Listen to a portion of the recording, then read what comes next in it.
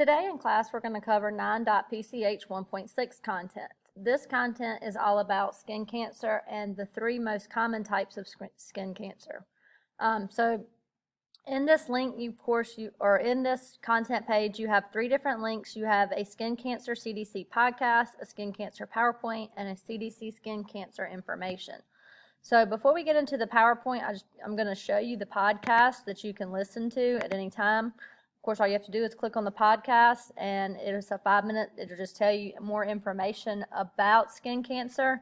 And then this is, of course, any kind of tips that you want to, like basic information and safety tips for going out in the sun, statistics about skin cancer. So these two websites from the CDC are just information that you can look at and review at any time. So going into detail about skin cancer, we're going to go over this PowerPoint. So of course, skin cancer is actually the most common type of cancer in the United States, and it accounts for about half of all cancers. So the chance of you getting skin cancer and the incident of you getting skin cancer is actually greater than breast, lung, prostate, colon, and kidney cancers combined. Skin cancer is as common as 1 in 5 Americans will develop it in their lifetime. And of course, about 1 million people are diagnosed with skin cancer every year, and about 1 American dies every hour statistically from skin cancer.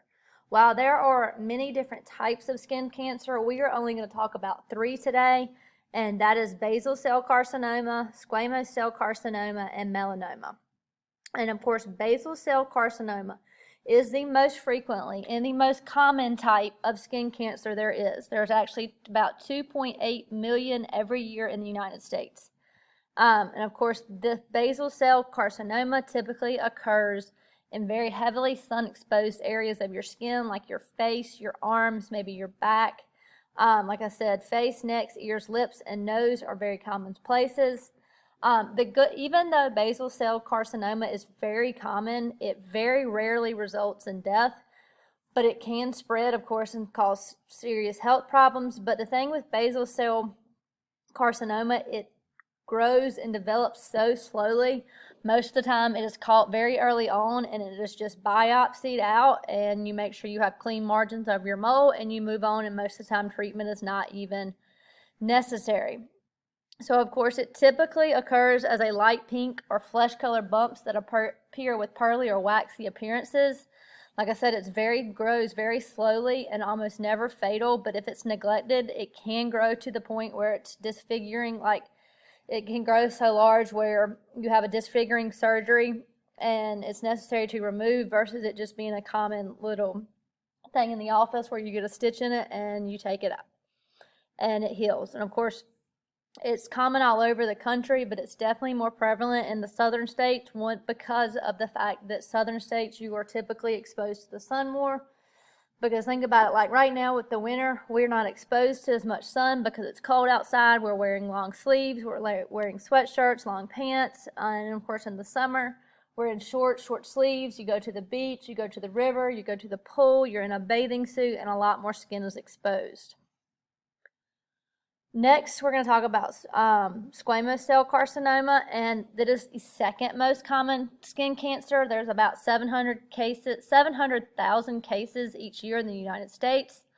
It's a little more aggressive than basal cell, and it can spread to other parts of the body, and it may result in death, but typically with squamous cells as well, it is not going to. But it does grow a little more aggressively than basal, so it's a little more serious, but as long as it's taken care of early, a lot of times there are no fatal issues with this anyway. And just like basal cell, squamous cell tends to occur in the most heavily sun-exposed areas. And squamous cells a lot of times starts out as a flat or red or brown splotch that becomes rough, dry, and scaly. And of course, if it's not treated, it can definitely grow into large enough to spread to nearby organs, and that is when it becomes fatal. And once again, just like basal cell, it's more prevalent in the southern states because of the sun exposure. This is talking about both basal and squamous cell. Of course, approximately 1 million cases of basal and squamous cell are diagnosed each year. But the good news is about 95% of those cases have a cure rate. So it's only like 5%, and that's a very small number in the big scheme of things because of early treatment and because it's slower growing. But now we're going to talk about melanoma. Melanoma is a very common form of skin cancer as well. But malignant melanoma can be very deadly. It is definitely the most deadly of the three types that we're talking about. While melanoma only accounts for about 5% of all skin cancer cases, here's the thing though, even though it's only 5% of all skin care cases, it accounts for 75% of the skin cancer deaths. So if melanoma is left untreated, it can be fatal, and it can get fatal quickly if it's not treated. So like I said, there are almost 9,000 deaths each year. And of course, melanoma cases, unfortunately, are increasing faster than any other cancer. It is most common among 25 to 29-year-olds, and then its second group is the 15 to 29-year-olds because of how much they're in the sun. Vulnerability to melanoma can begin as early as age 12, of course, and that is much earlier than other skin cancers. And so, of course, talking about this being way more fatal than basal cell and squamous cell, if it's not removed early while it's really thin, it will grow very rapidly, and it does spread to organs, and that is when it becomes fatal. And of course, it is just as likely to occur anywhere throughout the country, not necessarily just the southern states. All right, here, ordinary moles, of course, ones that are not cancerous are going to have a round or oval shape. They're going to have sharp, even borders with your skin. It's going to be very uniform in color, and they're usually brown. They are usually less than a 1/4 inch wide, and they have a cauliflower or a very smooth surface. If it's an even dome shape, if it's even and round, if it's raised a little bit, it's an even dome. An atypical mole, melanoma mole, of course, is going to be irregular in shape. It's going to be uneven or fuzzy borders with the skin. It's going to be 2 or more shades of brown or even pink. It's going to be a 1/4 inch or wider. The cauliflower or smooth surface still sometimes, but the flat edges are going to kind of look like a fried egg, and it's not going to be nice and even if the center of the mole is raised. Of course, the risk factors for skin cancer, so you are definitely more inclined to end up with skin cancer if you have fair skin, light hair color, even family history of skin cancer, a blistering sunburn before the age of 20, atypical moles, of course, if you use an indoor tanning bed, and the large number of normal moles. The risk factors, of course, controllable risk factors, so these are things that you have control of. So intermittent exposure to normally covered skin to strong sunlight would be high. 1 blistering sunburn under the age of 20 makes you 2 times as likely to develop skin cancer. 3 or more blistering burns under the age of 20 makes it 5 times as likely. 1 tanning bed, just one single session under the age of 30 makes you 2 times as likely. And then 10 or more tanning sessions in a year under the age of 30 makes you 8 times as likely to develop skin cancer. Warning signs of melanoma include any change in a mole, a blemish, freckle, or birthmark or pigment area. And of course, a new mole or freckle that appears should be growing rapidly, especially if you don't have any moles or new moles and freckles that look different.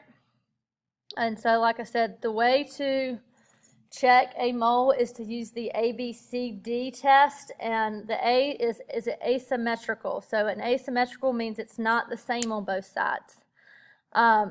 They are unsymmetrical, and of course, if you did the imaginary line of dividing, it's not going to have matching halves. The border, is the border uneven? Does it not, like I said, does it have notches or scalloped edges? Is the color different? Does it vary in color and shades? And is the diameter bigger than a pencil eraser? If you answer yes to those, you need to go to a doctor to see if it is some type of skin cancer. And of course, more warning signs of melanoma. Of course, a change in surface texture and the way the mole feels, a new freckle that is dark, dry, or scaly, or a pigmented area or splotch that is new that you don't remember seeing before. That new spot could be black even if it's very small. A mole or other spot looks and behaves differently than others around it, even if it seems otherwise normal. A mole or other spot that itches or bleeds.